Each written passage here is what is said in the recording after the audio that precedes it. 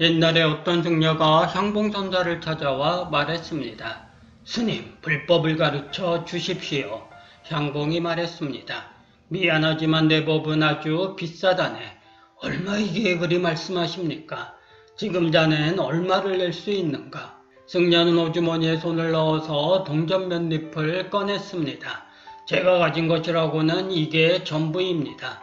비록 자네가 내게 금을 산더미만큼 갖다 준다 해도 내 법의 값에는 미치지 못한다네. 이에 승려는 다른 곳으로 참선하러 떠났습니다. 몇 달을 열심히 고된 수련을 한 뒤 그는 향봉에게 돌아와 이렇게 말했습니다. 스님, 제 생명을 드리겠습니다. 스님을 위해서라면 무엇이든지 하겠고 종이라도 될 터이니 제발 법을 가르쳐 주십시오. 향봉이 말했습니다. 비록 자네가 전번 죽어 목숨을 바친다 해도 내 법의 값엔 여전히 미치지 못한다네. 향봉 스님이 딱 잘라서 거절하자 승려는 다시 떠났습니다. 먼저보다 더 오랫동안 열심히 정진한 뒤 그는 다시 찾아와 말했습니다. 제 마음을 드리겠습니다. 이제 저에게 법을 가르쳐 주시겠습니까? 내 마음이란 건 썩은 내 나는 쓰레기통일 뿐이지. 그것을 어디에 쓴단 말인가. 그런 마음 만 개를 가져온다고 해도 내 법의 값은 될 수가 없네. 승려는 더욱더 정진하기 위해 다시 길을 떠났습니다. 얼마 후 그는 우주가 공하다는 것을 깨달았습니다. 이윽고 승려가 향봉에게 돌아와 말했습니다. 이제는 스님의 법이 얼마만큼이나 비싼지 알겠습니다. 향봉이 말했습니다.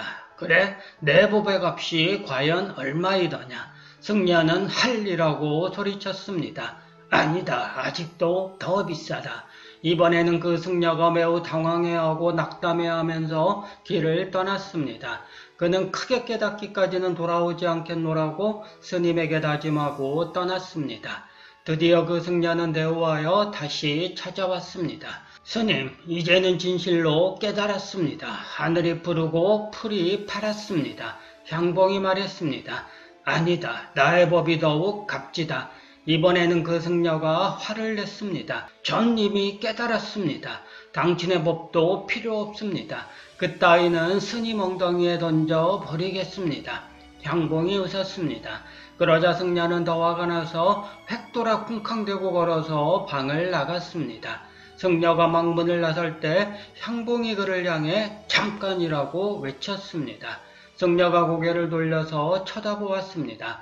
나의 법을 잃어버리지 말라. 이 말에 그 승려는 대우하였습니다.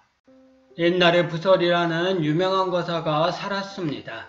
그는 크게 견성한 사람이었고 그의 부인, 아들, 딸까지 모두 견성을 하였습니다. 어느 날 한 사람이 부설거사를 찾아와 물었습니다. 선은 어려운 것입니까? 쉬운 것입니까? 부설은 다음과 같이 말했습니다.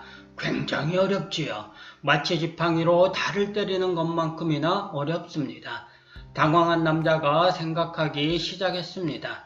선이 그렇게 어렵다면 도대체 부설 부인은 어떻게 견성을 했을까? 그래서 남자는 부설 부인을 찾아가 똑같은 질문을 했습니다. 그녀는 이렇게 말했습니다. 이 세상에서 가장 쉬운 겁니다. 아침마다 세수할 때 코를 만지는 격입니다. 남자는 더욱더 혼란스러울 수밖에 없었습니다. 도대체 모르겠구나. 선이 쉬운지 어려운지를. 누구의 말이 옳단 말인가. 그래서 그는 부설의 아들에게 물었습니다. 아들은 이렇게 말했습니다. 선은 어려운 것도 쉬운 것도 아닙니다. 수많은 풀잎 끝에 조사들의 뜻이 있습니다. 어렵지도 쉽지도 않다고? 그럼 대체 선이란 무엇이란 말인가? 의문을 풀지 못한 남자는 이번에는 부설의 딸을 찾아갔습니다. 너의 아버지, 어머니, 오빠는 전부 다른 대답을 했다. 누구의 말이 맞는 거냐? 딸이 주저없이 말했습니다. 당신이 어렵게 만들면 어렵고 쉽게 만들면 쉬운 겁니다. 그렇지만 만일 생각을 내지 않는다면 진리는 그냥 여여한 겁니다. 이번에는 제 질문에 답을 하세요. 만약 이 순간 당신은 어떤 마음을 갖고 있습니까? 남자는 정말로 당황하고 말았습니다. 순간 부설의 딸이 그를 탁 때리고 말했습니다. 어렵고 쉬운 게 지금 어디 있어요? 이 말을 듣는 순간 그는 깨달았습니다. 선이 어렵다거나 쉽다고 생각해서는 안 됩니다. 저는 오직 그럴 뿐입니다. 대주 스님이 마조선사를 처음 찾아갔을 때 선사는 이렇게 물었습니다. 내게서 무엇을 원하느냐? 대주가 말했습니다. 제게 법을 가르쳐 주십시오. 마조선사가 말했습니다. 이 바보야! 넌 내 속에다 세상에서 제일 귀중한 보물을 갖고 있으면서도 다른 사람들에게 도와달라고 떠들고 다니다니 한심하지도 않느냐? 난 너에게 줄 것이 없다. 대주는 큰절을 하고 말했습니다. 부탁입니다, 선사님. 제게 그 보물이 무엇인지를 알려주십시오. 마조선사가 말했습니다. 너의 질문은 무엇으로부터 나왔느냐? 이것이 너의 보물이다. 지금 이 순간 너에게 물어보게 만드는 바로 그놈이다. 모든 것은 바로 너의 귀중한 보물 창고에 저장되어 있다. 이 보물은 너의 처분에 따라 원하는 대로 쓸 수 있고 모자람이 없는 것이다. 너야말로 그 모든 것의 주인이다. 그런데 왜 너 자신으로부터 도망나와 밖에서 찾으러 다니는 것이냐? 이 말을 듣고 대주는 대오했습니다. 원효 스님은 젊은 나이에 싸움터에 나가 싸우다가 수많은 동료들이 떼죽음을 당하고 가옥이 파괴되는 장면을 수없이 보았습니다.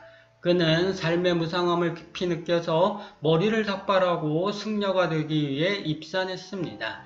그는 남자에서 살며 경전도 많이 읽고 계율도 잘 지켰지만 여전히 불법의 진리를 깨달을 수가 없었습니다. 생각 끝에 중국에 가면 자기를 깨우치게 해줄 선사를 만날 수 있으리라는 판단을 하고 걸망을 메고 중국을 향해 길을 떠났습니다. 그는 종일 걷다가 밤에만 쉬는 도보 여행을 했습니다.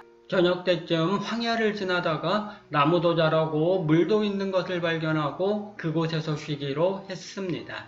한밤중에 그는 몹시 갈증을 느껴서 눈을 떴습니다. 사방은 칠흑 같은 어둠 속이었습니다. 그는 손으로 더듬어서 물을 찾아보았습니다. 손끝에 바가지 같은 것이 닿았습니다. 그는 그것을 끌어당겨 입으로 가져갔습니다. 어찌나 물맛이 좋던지요. 그는 이런 선물을 주신 데 대해 부처님께 감사를 느껴 몇 번이고 절을 올렸습니다. 다음 날 아침 원효는 깨어나서 간밤에 물을 마셨던 바가지를 보았습니다. 그 바가지는 썩어 문드러진 살점이 붙어있는 사람의 깨진 해골이었으며 그곳에는 빗물이 고여 있었습니다. 무덤 속에는 징그러운 벌레들이 기어다니고 땅에 고인 더러운 빗물 위에도 벌레들이 둥둥 떠다녔습니다. 원효는 그 벌레를 보는 순간 구역질이 나와 입을 벌렸습니다. 그는 입을 벌리고 토해내는 순간에 마음이 확 열리고 깨달았습니다. 간밤에는 볼 수 없었기 때문에 아무 생각도 없이 그 물을 맛있게 마셨습니다. 아침에는 보고 나서 생각을 했기 때문에 구역질을 했습니다. 순간 그는 생각이 성과 악을 만들고 삶과 죽음을 만드는 것을 알았습니다. 생각이란 것이야말로 온 우주를 만든 조물주인 것이었습니다. 생각이 없으면 우주도 부처님도 법도 없습니다. 모든 것은 하나고 이 하나는 공입니다. 선사를 따로 찾을 필요가 없었습니다. 원효는 이미 생과 사를 깨달았습니다. 더 이상 배울 게 뭐가 있을까요? 그래서 그는 오던 길을 돌아 다시 신라로 돌아갔습니다.